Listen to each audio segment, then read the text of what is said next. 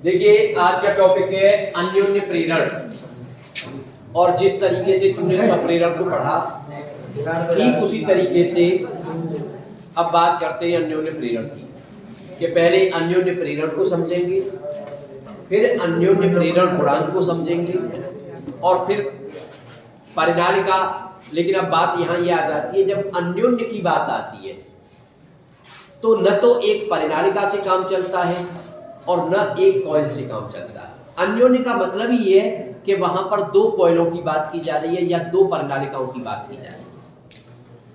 जैसे मान लीजिए आपने दो परिनालिका ली, एक परिनालिका या कॉइल कह लो, कुंडली कह लो, एक ये है और इसमें आपने एक बैटरी लगा रखी है, एक की लगा दी है। जरूरत पड़े तो रियोस्टेट और लगा दिया करो। रियोस्टेट का काम क्या रहता है, क्योंकि जैसे मान लो स्वप्रेरण की घटना होती है, स्वप्रेरण की घटना में क्या है, जब तक करंट का मान बदलेगा तब तक फ्लक्स में परिवर्तन होता है। अब करंट का मान बदलता कब है, जैसे आपने स्विच को ऑन किया, ऑन करते तो मोमेंटली 0 से I तक जाता है और ऑफ करते हो तो ऑफ करते तो I से 0 तक जाता है। लेकिन ये जो काम है ना, ये क्षण भर में हो जाता है, मिली सेकंडों में हो जाता है ये। अब इतनी जल्दी जब होता है तो केवल उतने ही देर के लिए प्रेरित धारा उत्पन्न होती है। आप चाहते हैं कि थोड़ी ज्यादा देर तक धारा उत्पन्न हो, ज्यादा देर तक प्रेरित विद्युत वाहक बल उत्पन्न हो, तो उसके लिए हमें विद्युत धारा को बदलते रहना पड़ेगा। और विद्युत धारा को बदलने का काम कर सकता है धारा नियंत्रक, रियोस्टेट। तो ये धारा नियंत्रक आप लगा करके ये जो ऑन ऑफ वाला चक्कर था ना, उसके बजाय भी आप इस प्रैक्टिकल को कर सकते हो, समझ सकते हो। इसीलिए हम धारा नियंत्रक लगा देते ही। इस धारा नियंत्रक से जितनी देर आप उसको स्लाइड लैब में आपने देखा हो, ठीक है, नहीं तो दिखा देंगे। धारा नियंत्रक में क्या होता है, क्लिप होती है और क्लिप को स्लाइड कराते ही वायर के ऊपर स्लाइड करता है। एक सिलिंड्रिकल और स्लिप का वो होता है, उस पर वायर लपेटा रहता है और उसके ऊपर उसको स्लिप कराते हैं। तो जितनी देर उसे धीरे धीरे धीरे धीरे स्लिप कराते रहोगे, करंट उतनी देर बदलती रहेगी। और जितनी देर करंट बदलती रहेगी, बी का मान बदलता रहेगा इसमें, और बी बदलता रहेगा तो फाई बदलता रहेगा, क्योंकि phi equal to b cos theta होता है। तो कुल मिला के चुंबकीय फ्लक्स में परिवर्तन होता रहेगा। तो जब तक किसी कुंडली में चुंबकीय फ्लक्स में परिवर्तन है तो विद्युत चुंबकीय प्रेरण की घटना होगी। इसका मतलब उसमें एक प्रेरित धारा उत्पन्न होती रहेगी उतनी देर तक। चलिए खैर, लौट करके अब बात आती है अन्योन्य प्रेरण की। तो अन्योन्य प्रेरण के लिए चाहिए हमें दो कुंडली। तो एक कुंडली तो ये हो गई और दूसरी कुंडली आपने ये ली, और उस कुंडली में केवल आपने एक गैल्वेनोमीटर लगा दिया। अब आप इन तीनों में से कोई भी काम कर सकते हो। स्विच को ऑन करके देख सकते हो, स्विच को ऑफ करके समझ सकते हो, या धारा नियंत्रक से धारा को परिवर्तित करके समझ सकते हो। तीनों में से किसी से भी आप इस प्रैक्टिकल को समझ सकते हो। तो जैसे ही मान लीजिए आप ऑन करने की ही बात कर रहे हैं, मान लीजिए ऑन कर रहे हो आप, तो विद्युत धारा की दिशा फिलहाल ये है, धारा इंक्रीज हो रही है 0 से I, यानी धारा बढ़ रही है। अब होता क्या है, आप धारा तो इस कुंडली में परिवर्तित कर रही हो, लेकिन इसके पास रखी हुई कुंडली से संबंधित चुंबकीय फ्लक्स में परिवर्तन हो रहा है। देखिए दोनों घटनाएं बिल्कुल सेम है, बस कुंडली का अंतर है। अगर आप धारा को इसके मान में परिवर्तित करें और इसमें ही चुंबकीय फ्लक्स में परिवर्तन हो तो वो स्वप्रेरण है। लेकिन अगर पास में रखी कुंडली में ये चीज होती है तो उसको कहते हैं अन्योन्य प्रेरण। अब आप कहोगे, आपके दिमाग में एक क्वेश्चन आएगा, आपके दिमाग में ये आएगा कि सर अगर दो कॉइल रखी है इसका मतलब अन्योन्य प्रेरण होगा। अरे भाई, दो कॉइल रखी है तो स्वप्रेरण भी होगा, अन्योन्य प्रेरण भी होगा। क्योंकि जब आप इस कुंडली में धारा के मान में परिवर्तन कर रहे हो तो इसमें भी प्रेरित विद्युत वाहक बल उत्पन्न होगा। लेकिन फिलहाल हम उसकी बात ही नहीं कर रहे, उसकी चर्चा नहीं कर रहे, उसको हम पढ़ चुके पहले। अब हम बात कर रहे हैं इस वाली। यानी अगर आप दो कॉइल लेते तो वहां दोनों घटनाएं होती हैं। इस कुंडली में जो घटना होगी वो स्वप्रेरण की घटना है और इस कुंडली में जो घटना होगी वो अन्योन्य प्रेरण की घटना है। ये आपको ध्यान देना है बस। तो धारा किसमें है, पहली कॉइल में, और चुंबकीय फ्लक्स में परिवर्तन किसमें हो रहा है, सेकंड कॉइल में। ये कॉन्सेप्ट अगर माइंड में रखोगे तो अन्योन्य प्रेरण में आपको कोई दिक्कत नहीं आएगी, क्योंकि अन्योन्य प्रेरण में क्या होता है, हमें 2 बार भी करके देखना पड़ जाता है। एक बार इस कुंडली में धारा, चुंबकीय फ्लक्स में परिवर्तन उसका, दोबारा में उस कुंडली में धारा, चुंबकीय फ्लक्स में परिवर्तन पहली कुंडली में। इस तरह से भी उसको चेक कर सकते हैं हम। ठीक है, तो कुल मिलाकर के अन्योन्य प्रेरण की अगर परिभाषा देना चाहते हैं तो आप कहोगे, अगर किसी एक कुंडली में धारा के मान को परिवर्तित करते हैं तो उसके पास रखी हुई दूसरी कुंडली से संबंधित चुंबकीय फ्लक्स में परिवर्तन हो जाता है। इस घटना को अन्योन्य प्रेरण कहते हैं। ठीक है, अब बात आती है भाई अन्योन्य प्रेरण गुणांक की, या अन्योन्य प्रेरकत्व बोल सकते हो आप उसको, म्यूचुअल इंडक्टेंस कह सकती हो। अन्योन्य प्रेरण गुणांक या अन्योन्य प्रेरकत्व एक ही बात है, दोनों शब्दों का मतलब एक ही है, एक ही चीज है दोनों। न्यूमेरिकल वगैरह में कभी आए तो आप एक ही चीज समझेंगे इसको। अब ये क्या चीज है, कैसे समझा जाए, तो देखिए धारा पहली कुंडली में, अब हम क्या करेंगे, मान लो हमने इस कुंडली को 1 का नाम दे दिया और इस कुंडली को 2 का नाम दे दिया है, तो 1 के लिए जितनी भी चीजें मानी जाएंगी वो 1 करके मानी जाएंगी। यानी मान लो आप इसमें चक्करों की संख्या लेना चाहते हो तो N1, आप इसके लिए फ्लक्स लेना चाहते हो तो Φ1, आप इसमें विद्युत धारा दिखाना चाहते हो तो I1, समझ गए। और ऐसे ही अगर दूसरी वाली में तुम्हें कोई चीज चाहिएगी तो अब उसमें 2 लगा करके करोगे। यानी एग्जामिनर जो है, या फिर आप भी केवल 1 और 2 से ये समझ जाओगे कि ये चीज पहली कुंडली के लिए ली गई है कि ये चीज दूसरी कुंडली के लिए ली गई। ठीक है, तो धारा किसमें ले रहे हैं, बैटरी किसमें लगा रखी है हमने, पहली वाली में। इसका मतलब विद्युत धारा प्रवाहित की जा रही है पहली कुंडली में और चुंबकीय फ्लक्स में परिवर्तन हो रहा है दूसरी कुंडली में। तो प्रैक्टिकल क्या कहते हैं कि जो फ्लक्स ग्रंथिताएं हैं, जो फ्लक्स लिंकेज है किसका, दूसरी कुंडली का, is directly proportional to the current in first coil.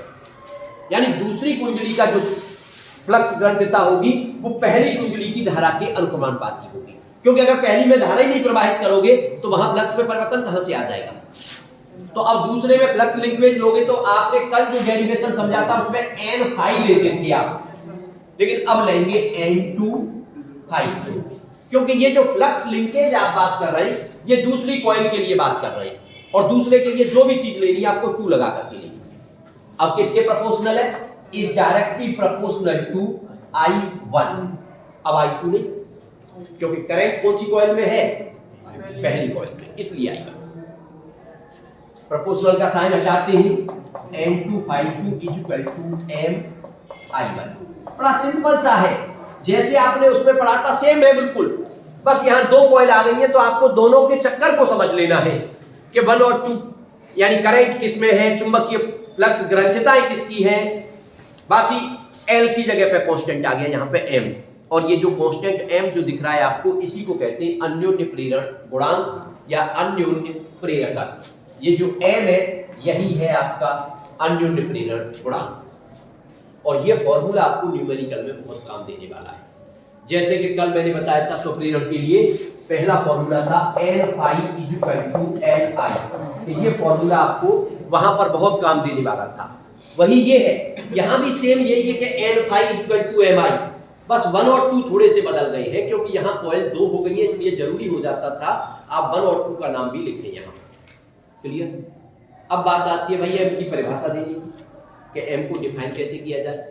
तो M को डिफाइन करने के लिए M इक्वल टू निकाल दोगे आप N2 Φ2 अपॉन I1, और फिर मान लेते हैं, आपने मान लिया late I1 equal to 1 ampere, और I1 को जब 1 एम्पियर मान लोगे तो M की वैल्यू हो जाएगी N2 Φ2 के बराबर। यानी परिभाषा बड़ी सिंपल सी हो गई, आपने कह दिया। अब यहां लेकिन आप कभी ये नहीं कह सकते कि किसी एक कुंडली का अन्योन्य प्रेरण गुणांक, बल्कि अन्योन्य प्रेरण गुणांक है तो वो 2 कुंडलियों का है, इसलिए आपको 2 कुंडलियों शब्द यूज करके इसको डिफाइन करना पड़ेगा। आप कह सकते हैं 2 कुंडलियों का अन्योन्य प्रेरण गुणांक दूसरी कुंडली की फ्लक्स ग्रंथिताओं की संख्या के बराबर होता है, जबकि पहली कुंडली में विद्युत धारा 1 है। बड़ी सिंपल सी परिभाषा हो गई, ठीक है ना। अब बात आती है, अब यहां लेकिन आप कभी ये नहीं कह सकते कि किसी एक कुंडली का अन्योन्य प्रेरण गुणांक, बल्कि अन्योन्य प्रेरण गुणांक है तो वो 2 कुंडलियों का है, इसलिए आपको 2 कुंडलियों शब्द यूज करके इसको डिफाइन करना पड़ेगा। आप कह सकते हैं 2 कुंडलियों का अन्योन्य प्रेरण गुणांक दूसरी कुंडली की फ्लक्स ग्रंथिताओं की संख्या के बराबर होता है, जबकि पहली कुंडली में विद्युत धारा 1 है। बड़ी सिंपल सी परिभाषा हो गई, ठीक है ना।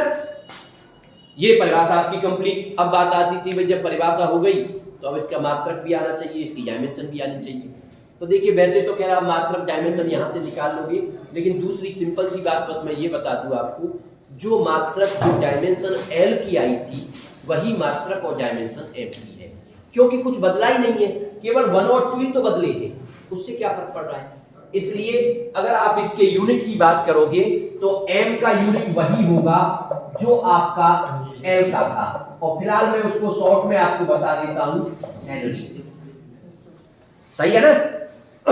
बाकी तो हमने कई यूनिट निकाले थे, वो तो सब यूनिट उसके हैं जो L के पढ़े आपने, केवल यहां पे क्या है हेनरी करके आप उसको ध्यान रख सकते हो। और दूसरी एक और इंपॉर्टेंट बात ये होती है, हेनरी एक बड़ा यूनिट होता है, अगर हमें इसके छोटे यूनिटों की जरूरत पड़ेगी तो millihenry, small mh, henry को h से डिनोट करते हैं, तो जैसे h लिखा है तो हेनरी पढ़ेंगे, स्मॉल mh लिखा है तो मिली हेनरी पढ़ेंगे। वैसे ज्यादातर मिली हेनरी में ही कुछ न्यूमेरिकल वगैरह में दिया जाता है, वैसे तो म्यू लगा दोगे तो माइक्रो हेनरी पढ़ो, ठीक है ना, लेकिन ज्यादातर मिली हेनरी की बात की जाती है। तो ये आपका यहाँ तक समझ में आ गया। तो मैं समझता हूँ यूनिट और डायमेंशन में आपको कोई प्रॉब्लम नहीं होगी। जो डायमेंशन हमने किसकी निकाली थी, L की निकाली थी, वही डायमेंशन सेम आपकी किसकी है, M की है। तो मैं अब डायमेंशन और यूनिट पे कोई डिस्कस नहीं कर रहा हूँ, बिल्कुल सेम है, कहीं कोई डिफरेंस उसमें नहीं है। अब थोड़ा सा आगे बढ़ते हैं, हमने ये जो परिभाषा दी है ये एक परिभाषा हो गई। अब हम इसी परिभाषा को प्रेरित विद्युत वाहक बल के पदों में लेके आना चाहते हैं। इसका मतलब ये जो दूसरी वाली कुंडली थी, इससे संबंधित जो चुंबकीय फ्लक्स में परिवर्तन हो रहा है उसकी वजह से उसमें एक प्रेरित विद्युत वाहक बल उत्पन्न हो जाएगा, और वो जो प्रेरित विद्युत वाहक बल होगा अकॉर्डिंग टू फैराडे लॉ, भाई फैराडे लॉ के हिसाब से जो प्रेरित विद्युत वाहक बल होता है E इक्वल टू होता था माइनस ये n डेल्टा फाई या d फाई ओवर dt, ऐसे करके होता। लेकिन यहां पर किस में उत्पन्न हो रहा है ये प्रेरित विद्युत वाहक बल, दूसरी कॉइल में, तो चलो E की जगह E2 लिख देते हैं उसको, ठीक है। अब N, तो ये भी दूसरी कुंडली से संबंधित चुंबकीय फ्लक्स में परिवर्तन, इस N2 और ये 5, कोई प्रॉब्लम तो नहीं है। अब आप अच्छी तरह से जानते थे जिस तरह से किसी कांस्टेंट को डिफरेंशियल से बाहर कर देते हैं, जरूरत पड़ने पर चाहो तो उसको अंदर लेके चले जाइए। तो आप N2 को अंदर ले जाएंगे तो माइनस d ओवर dt, और ये हो गया N2 ∅2। लेकिन अभी आपने पढ़ा है कि N2 ∅2 को आप लिख सकते हो m/1, तो ये फिर आपका आ जाएगा माइनस के d ओवर dt m/1।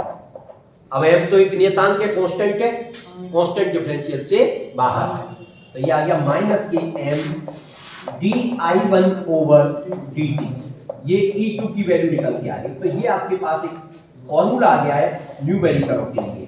हालांकि फॉर्मूला वो उसके लिए भी सेम था, बस उसमें क्या था, ये 1 और 2 वाला चक्कर नहीं था। E इक्वल टू माइनस का n di ओवर dt, ये स्वप्रेरण गुणांक वाला फॉर्मूला था, सही है ना।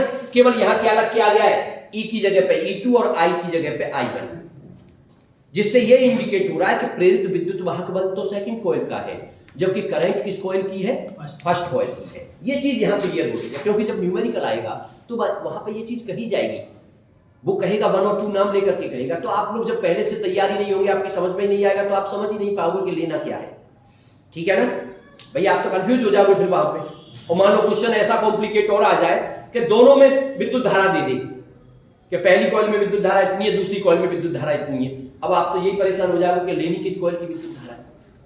तो आप अगर सेकंड कॉइल के लिए देखना चाह रहे हो तो पहले की विद्युत धारा ली जाएगी, और अगर पहले के लिए लेना चाहते हो तो सेकंड की। इसीलिए मैं यहाँ पे एक चीज और क्लियर कर दूं, कभी कभी क्या होता है बुकों में ये केवल m नहीं लिखा रहता है, m पे 2 चीज ऐसे करके लिखा रहता है, एक बार m12 और एक बार m21, ऐसे करके लिखा होता है।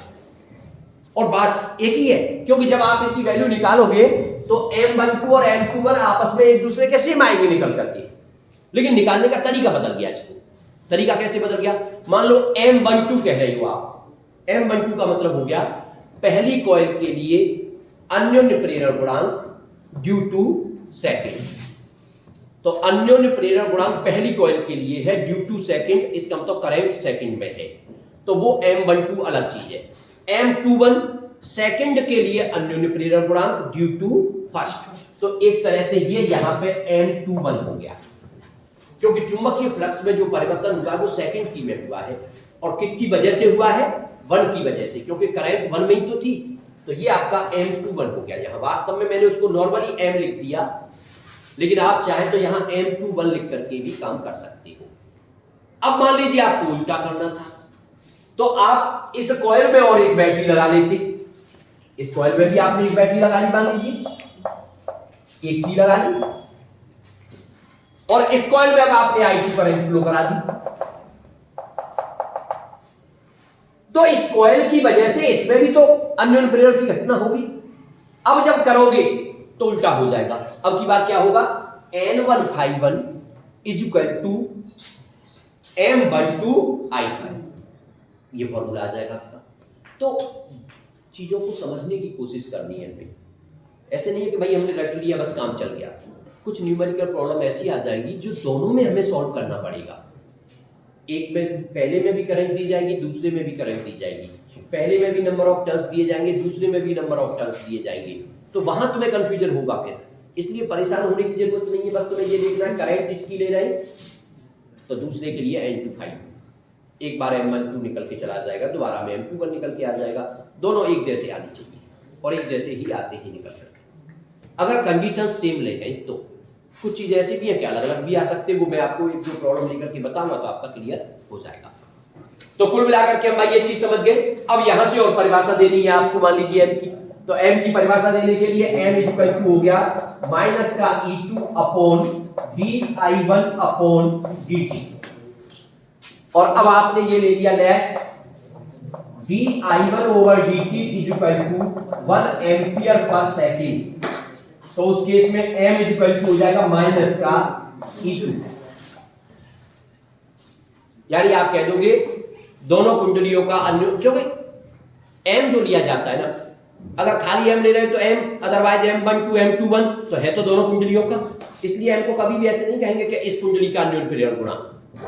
दोनों कुंडलियों का अन्योन्य प्रेरण गुणांक दूसरी कुंडली में उत्पन्न प्रेरित विद्युत वाहक बल के आंकिक मान के बराबर होता है, क्योंकि माइनस साइन का यहाँ कोई रोल नहीं है। माइनस साइन तो लेंज लॉ की वजह से है तो उसके आंकिक मान के बराबर होता है, जबकि पहली कुंडली में धारा के परिवर्तन की दर 1 एम्पियर पर सेकंड है, एक अंक है। आपकी डेफिनेशन कंप्लीट है। और दूसरी यूनिट आप यहां से भी निकाल सकते हो, ये वोल्ट में आएगी, वोल्ट के टर्म में। भाई आप यहां से निकालोगे तो वोल्ट और dt ऊपर चला जाएगा तो सेकंड अपॉन di एम्पियर, तो वोल्ट सेकंड अपॉन एम्पियर, एक यूनिट यहां से भी इसकी निकल करके आ जाएगी। ठीक है ना? तो बिल्कुल सेम तरीके से है जैसे आपने स्वप्रेरण को पढ़ा, फिर स्वप्रेरण गुणांक को पढ़ा, बिल्कुल उसी तरीके से। बस थोड़ी सी जो बात समझनी है वो दो कॉइलों वाली बात को समझना है। ठीक है? अब देखिए, कुछ मान लीजिए हम जैसे वहां पर दो परिनालिका लेकर के या एक परिनालिका लेकर के स्वप्रेरण गुणांक निकाला था, अब अन्योन्य प्रेरण गुणांक निकालते हैं। लेकिन अन्योन्य प्रेरण गुणांक जब आप निकालोगे तो अब एक परिनालिका से काम नहीं चलेगा, दो परिनालिका लेनी पड़ेगी आपको। तो दो परिनालिकाओं का अन्योन्य प्रेरण गुणांक हम निकालते हैं।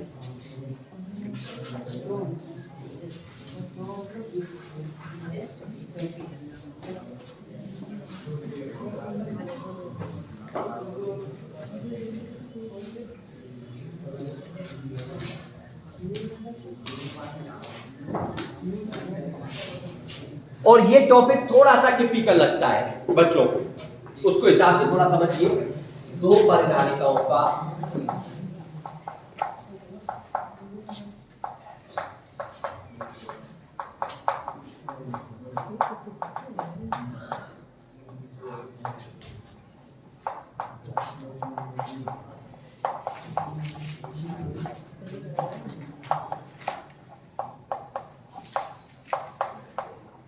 अन्योन्य प्रेरण गुणांक। मान लीजिए आपने दो परिनालिका ले ली, अब आपके पास ऑप्शन है, और या फिर एग्जामिनर के पास ऑप्शन है कि वो आपको क्या दे करके क्वेश्चन सॉल्व कराए। वो ऐसे भी कह सकता है कि दोनों परिनालिकाओं की लंबाई सेम है। वो ऐसे भी कह सकता है कि दोनों परिनालिकाओं का जो क्षेत्रफल है क्रॉस सेक्शन का वो भी सेम है। इस तरीके से भी तुम्हें देकर के क्वेश्चन सॉल्व करा सकता है। और या फिर अलग अलग अनुप्रस्थ काट का क्षेत्रफल दे दे, यानी त्रिज्या अलग अलग दे दे और लंबाई भी अलग अलग दे दे।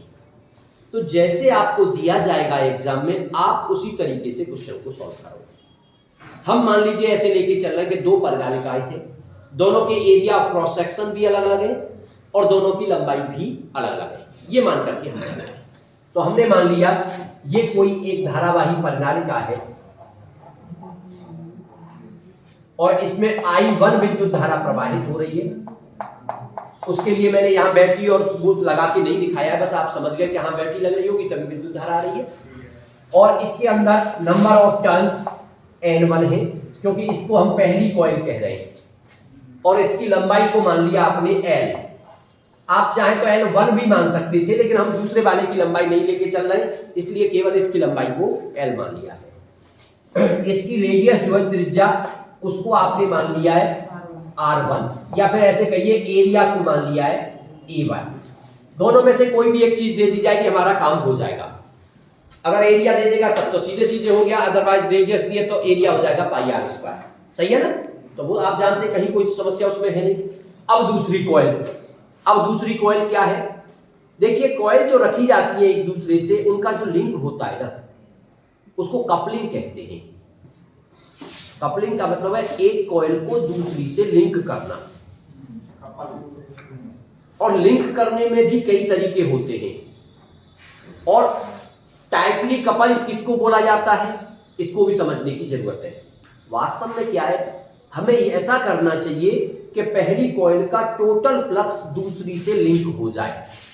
जैसे मान लो आपने एक कॉइल को ऐसे रखा और दूसरी कॉइल ऐसे रखी। इस केस में आप ये नहीं कह सकते कि पहली कॉइल का टोटल फ्लक्स दूसरी से लिंक हो गया है, बल्कि पहली कॉइल का जो मैग्नेटिक फील्ड लाइंस होंगी, उसमें से कुछ फील्ड लाइन उस दूसरी कॉइल के अंदर होकर के जा सकती है। लेकिन ऐसा जरूरी नहीं है कि सभी मैग्नेटिक फील्ड लाइंस उस दूसरी वाली के अंदर होकर के जाएं। तो हम इस केस में ये नहीं कह सकते कि पहले का फ्लक्स दूसरी से पूरी तरह से संबंधित है। दूसरा केस, आपने ऐसे करके लिया, एक कॉइल ये रखी है और दूसरी कॉइल ऐसे करके रखी है। इस केस में तो एक भी चुंबकीय बल रेखा जो है वो दूसरी कॉइल से होकर के नहीं जा सकती। यानी इस केस में इसका कोई फ्लक्स जो होगा वो इससे संबंधित हो ही नहीं सकता है। वास्तव में ये एक दूसरे के साथ 90 डिग्री के एंगल पे रखी है। अगर इसकी बल रेखाएं जाएंगी तो बल रेखाएं ऐसे होंगी, तो वो अंदर होकर ऐसे नहीं निकल सकती, जबकि वास्तव में हमें जरूरत होती है उन कॉइलों के अंदर से होकर के बल रेखा के जाने की।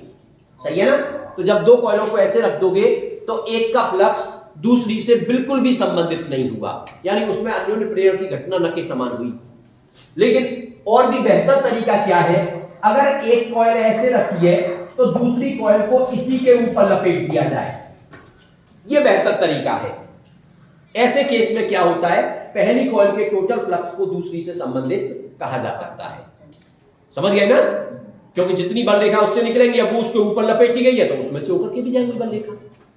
ये चीज आपको थोड़ा सा दिमाग में बिठानी है। तो हमने क्या किया, हमने दो कॉइल ले ली, दो परिनालिका ले ली। एक परिनालिका ये है, दूसरी परिनालिका ये है, जिसका एरिया ऑफ क्रॉस सेक्शन अलग मान करके चल रहे हैं हम, और उसकी लेंथ को भी एक तरह से अलग कह रहे हैं। चाहो तो L दिखा देना, नहीं तो कोई जरूरत भी नहीं है, क्योंकि हम इसमें जो करना चाहते हैं वो पहले के लिए कर रहे हैं। ठीक है ना? उसमें करंट दिखा दिया हमने, इसमें करंट दिखाई ही नहीं है। लेकिन मैं इसमें भी बता करके चलूंगा, अगर करंट होती तो सॉल्व कैसे करते हैं उसको। और इसके एरिया को, इसमें नंबर ऑफ टर्न्स को N2, एरिया को A2 या फिर रेडियस को R2 मान करके हम चले हैं। तो फिलहाल हम इतना बता लेके चल रहे हैं कि हमारे पास दो परिनालिकाएं हैं। दोनों परिनालिकाओं में फेरों की संख्या क्रमशः N1 और N2 है। पहली परिनालिका में करंट I1 फ्लो हो रही है, उसकी लंबाई L है। ठीक है? दोनों के जो क्षेत्रफल है वो A1 और A2 है। ऐसा भी हो सकता है तुम्हें क्वेश्चन में ये दे दिया जाए दोनों के क्षेत्रफल समान है, तो फिर आप दोनों को A मान करके चलोगे। क्लियर? कोई दिक्कत तो नहीं है। अब चलिए अब आगे बढ़ते हैं। हमें अन्योन्य प्रेरण निकालना है इन दोनों कॉइलों के लिए। अन्योन्य प्रेरण की जब भी बात आती है, कभी भी ऐसे नहीं कहता कि एक कॉइल का अन्योन्य प्रेरण गुणांक निकालिए। हमें दोनों परिनालिकाओं के लिए अन्योन्य प्रेरण गुणांक निकालना है। केवल 3 स्टेप हैं, जो स्टेप मैंने आपको स्वप्रेरण के लिए समझाई थी। पहला स्टेप चुंबकीय क्षेत्र बी निकालो, दूसरा स्टेप फाई निकालो और तीसरा स्टेप फॉर्मूले में लगा दो। तो पहला स्टेप चुंबकीय प्रेरण, चुंबकीय क्षेत्र बी निकालते हैं। अब बी किस में आएगा? जिसमें करंट फ्लो हो रही है, और करंट फ्लो हो रही है हमारी पहली कॉइल में। तो पहली कॉइल में करंट फ्लो हो रही है, तो पहली कॉइल के लिए बी जो हो जाएगा, बी इक्वल टू हो गया म्यू नॉट एन आई, लेकिन स्मॉल एन आई। आप चाहो तो उसको अलग से small n one into n यहां लिख सकते हो, कोई परेशानी नहीं है, आप जानते हो इस बात को। स्मॉल एन का मतलब होता है एकांक लंबाई में फेरों की संख्या। अगर टोटल फेरे की बात कर रहे हैं तो एन वन इक्वल टू हो गया एन वन इंटू एन। तो ये आपका आ गया। तो आप चाहें तो इस पर एन वन और इस पर आई वन, क्योंकि करंट को भी हम आई वन मान करके चल रहे हैं और उसमें फेरों की संख्या को भी एन वन मान करके चल रहे हैं। तो हमारा चुंबकीय क्षेत्र जो आया, और इस पर भी आप B1 लिख दो, जिससे क्लियर दिखे कि ये जो चुंबकीय क्षेत्र है ना, ये पहली वाली कॉइल का है, पहली वाली परिनालिका का है, दूसरी का नहीं है। तो इसको B1 लिख दिया। अब क्या निकालना चाहते हैं हम? अब हम फ्लक्स निकालना चाहते हैं। किससे संबंधित फ्लक्स निकालना चाहते हैं? दूसरी कॉइल के एक चक्कर से संबंधित। ध्यान देना जरा, किसके फ्लक्स की बात कर रहे हैं? दूसरी परिनालिका के एक चक्कर से संबंधित फ्लक्स। यानी अब आप कहोगे हम φ2 निकालना चाहते हैं। क्यों कह रहे हैं φ2? क्योंकि ये जो फ्लक्स निकाला जा रहा है ये दूसरी वाली परिनालिका के लिए निकाला जा रहा है, इसलिए φ2 कह रहे हैं। तो φ2, अब φ2 क्या हुआ? फॉर्मूला क्या होता है φ2 का? भाई मैग्नेटिक फील्ड यानी बी ए cos थीटा, तो बी ए cos थीटा ये फॉर्मूला होता है, ठीक है ना। अब यहां देखिए एक चीज मैं बताऊंगा आपको। चलिए पहले डेरिवेशन करते हैं, उसके बाद समझेंगे उस बात को। तो बी ए cos थीटा, लेकिन बी की बात आएगी कि साहब बी कौन सा लगेगा? अरे भाई दूसरे में तो कोई बी है ही नहीं, लेकिन हाँ पहले का जो बी है वो दूसरे से लिंक है, क्योंकि दूसरी वाली कॉइल पहले पे तो लपीटी गई है। तो जो चुंबकीय लाइंस पहले में से होकर के जा रही है, वही चुंबकीय लाइंस दूसरे में से होकर के जा रही है, तो आप उस पर B1 लिख सकते हो। एरिया किसका लिया ऐसा? अब यहां क्वेश्चन बदल जाता है। आप चाहो तो इसको थोड़ा सा डिटेल में समझ लीजिए। यहां क्वेश्चन बदलता है और स्टूडेंट भी यहीं पर गलती करते हैं। अब वो क्या है उसे थोड़ा समझने की कोशिश करिए। और वो कुछ नहीं है, छोटी सी बात है, चुंबकीय फ्लक्स। अगर आप चुंबकीय फ्लक्स को समझ गए तो इस प्रॉब्लम में आपको कभी कोई दिक्कत आएगी नहीं। देखिए वैसे चुंबकीय फ्लक्स का फॉर्मूला होता है phi equal to b a cos theta. अगर इस फॉर्मूले के हिसाब से मैं आपसे दो चीजें पूछूं, पहले मैं पूछूंगा अच्छा ये बताइए बी को बढ़ा दें तो फाई का क्या होगा? आप कह दोगे बढ़ जाएगा, डायरेक्टली प्रोपोर्शनल है। फिर मैं पूछूं अच्छा ये बताइए एरिया बढ़ा दें तो क्या हो जाएगा? आप कह दोगे बढ़ जाएगा, क्योंकि डायरेक्टली प्रोपोर्शनल है। लेकिन ये बात जो दिखता है जरूरी नहीं है वो सही हो, उसको समझने की कोशिश करिए। एक दो फिगर से मैं तुम्हें समझाता हूं। देखिए यहां पर ये हमने लिया चुंबकीय क्षेत्र। वास्तव में चुंबकीय फ्लक्स है क्या? चुंबकीय फ्लक्स है किसी क्षेत्रफल में से होकर के जाने वाली बल रेखाओं की संख्या, ये चुंबकीय फ्लक्स है। अब क्या किया हमने? यहां चुंबकीय क्षेत्र लिया जो कि यूनिफॉर्म है और उसको इन्वर्ट दिखा रखा है, वैल्यू है बी। और अब आपने क्या किया? एक क्षेत्रफल लिया ये वाला, ये क्षेत्रफल लिया आपने, और मैं कहूंगा इस क्षेत्रफल से चुंबकीय फ्लक्स निकालो। आप निकाल दोगे phi equal to b a cos theta करके। अब मैंने क्या किया? इसकी बजाय एरिया बढ़ा दिया थोड़ा सा। आप कहोगे चुंबकीय फ्लक्स बढ़ जाएगा, और डेफिनेटली बढ़ जाएगा, एरिया बढ़ा है। लेकिन अब मैं दूसरा फिगर ले रहा हूं, और वो दूसरा फिगर क्या है? अब की बार हमने ये क्षेत्रफल लिया और हमारी जो चुंबकीय बल रेखाएं हैं वो इस क्षेत्रफल तक ही सीमित है, यानी चुंबकीय क्षेत्र इस क्षेत्रफल में ही है बस, इससे बाहर कोई चुंबकीय क्षेत्र नहीं है, कोई चुंबकीय बल रेखा नहीं है। आपसे कहा जाए चुंबकीय फ्लक्स निकालो, आप कह दोगे बी ए cos थीटा, हो जाएगा, कोई दिक्कत नहीं। लेकिन अब मैं एरिया को बढ़ाने की बात करता हूं। अब मैंने एरिया बढ़ा दिया, अब बताओ चुंबकीय फ्लक्स बढ़ेगा कि नहीं बढ़ेगा? अब चुंबकीय फ्लक्स क्यों?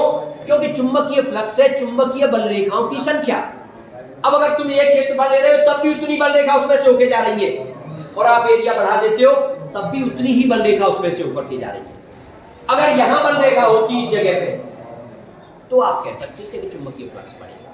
तो इस चीज को समझना जरूरी है कि जो दिख रहा है कि एरिया बढ़ा देंगे तो फ्लक्स बढ़ जाएगा, हाँ बढ़ेगा, लेकिन तब बढ़ेगा जब चुंबकीय बल रेखाएं उस पूरे एरिया में फैली हुई है। और अगर आप जहां एरिया बढ़ा रहे हो वहां चुंबकीय बल रेखा है ही नहीं तो उससे क्या लेना देना फिर? यही चीज समझने की जरूरत है। ये चीज क्यों समझने की जरूरत है? क्योंकि आपने जो पहली परिणालिका ली है,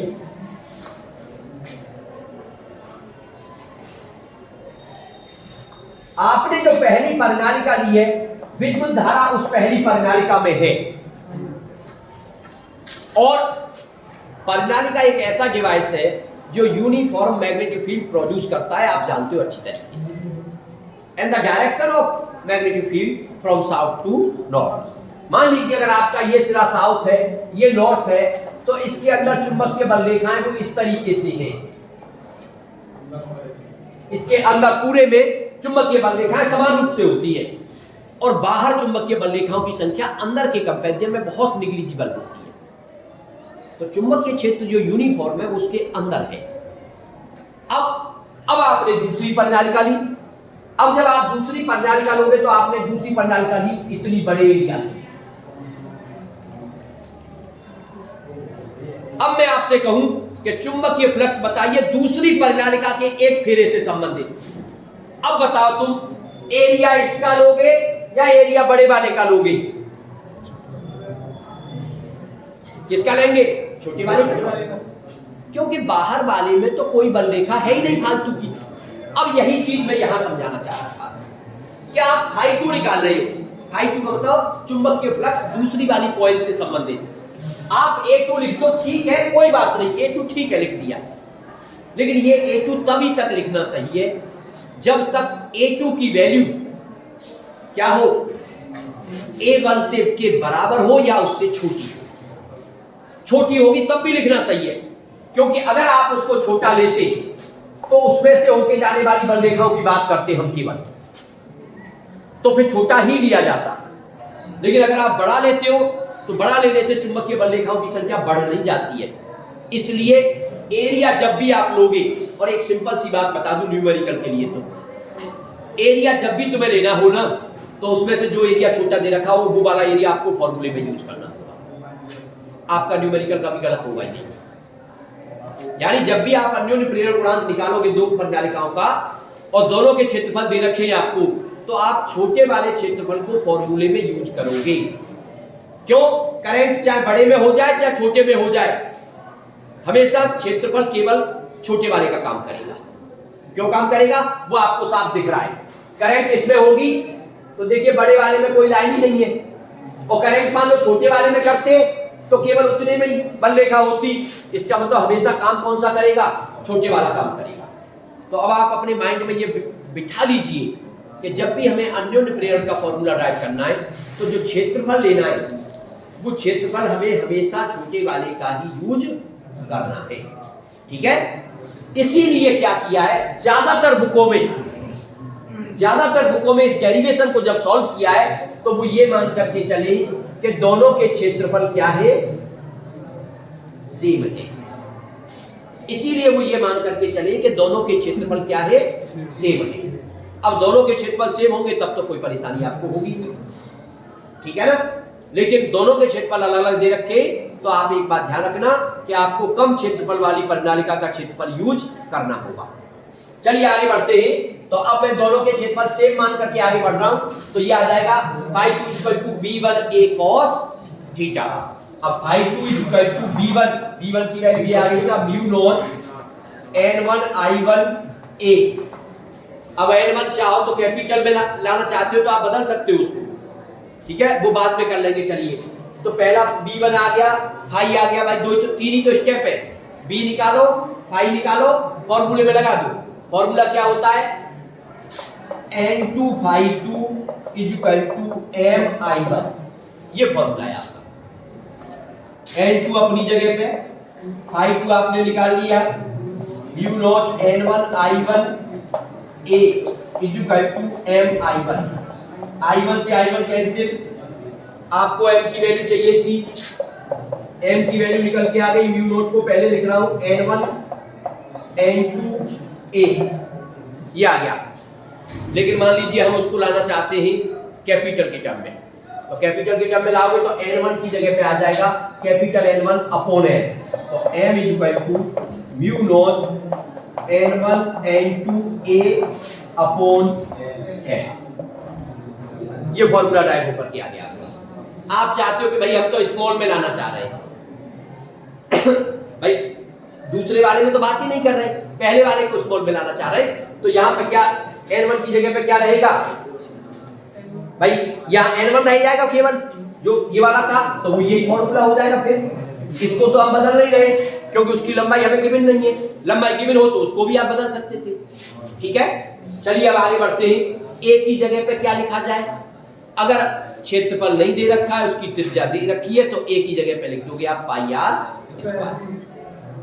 ठीक है, अब यहां ये बात आती है, इस फॉर्मूले में दो चीज आ रही है, ए और एल, और आपके पास कोई न्यूमेरिकल आ जाता है जिसमें दोनों की तो लेंथ दे रखी है और दोनों की त्रिज्या दे रखी है या दोनों का एरिया दे रखा है, तो क्या करेंगे?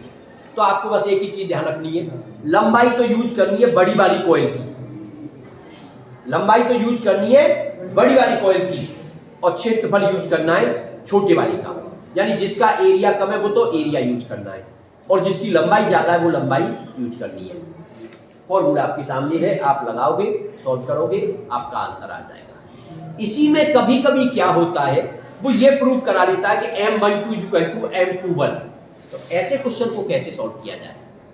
ऐसे क्वेश्चन के लिए इस प्रोसेस को रिपीट किया जाएगा। यहां पे फिर हम M नहीं लिखेंगे बल्कि इसको M21 लिखेंगे। दोबारा से क्या रिपीट करेंगे, अब की बार ये मानेंगे कि इसमें करंट है I2। अब हम लिखेंगे N1 phi1 is equal to MI1, और उस M की जगह पे लिखेंगे M12I1, और फिर इससे संबंधित फ्लक्स निकालेंगे पहले वाले से, यानी phi1 की वैल्यू निकालेंगे, और phi1 आपका आएगा V A cos थीटा, जिसमें V जो होगा ना वो V1 नहीं होगा बल्कि अब दूसरी कॉइल का मैग्नेटिक फील्ड होगा, और वो फिर आएगा V1 की जगह V2 जो कि होगा म्यू नॉट N2 I2। बिल्कुल प्रोसेस रिपीट, समझ रहे हो ना? यानी अभी जो हमने किया है वो पहली में करंट और दूसरी से संबंधित फ्लक्स मान करके निकाला है, फिर हम रिवर्स कर देंगे, दूसरे में करंट और फ्लक्स पहले का, और पूरा प्रोसीजर दोबारा कर देंगे, अपने आप सॉल्व होकर आएगा। M21 की वैल्यू भी सेम निकल के आ जाएगी, लेकिन सेम तभी आएगी जब दोनों के एरिया सेम है, और एरिया सेम नहीं होंगे तो सेम नहीं आएगी। लेकिन अगर ऐसा वो करवाएगा, ऐसा अगर वो तुमसे करवाएगा कि prove that M12 is equal to M21, तो दोनों के एरिया भी सेम देगा, दोनों की लेंथ भी सेम देगा। ठीक है, तो दोनों के एरिया सेम लेके चलना, दोनों की लेंथ सेम लेके चलना, अपने आप ड्राइव करते आ जाएगा। अदरवाइज आपके सामने है ही, न्यूमेरिकल का विषय ध्यान रखना है। वैसे तो नॉर्मली एक की लंबाई देता है, एक का क्षेत्रफल देता है, लेकिन फिर भी दो की लंबाई दो का क्षेत्रफल दे दे तो लंबाई उसको यूज करना है जो ज्यादा हो, क्षेत्रफल उसको यूज करना है जो कम हो, आपका न्यूमेरिकल सॉल्व हो जाएगा।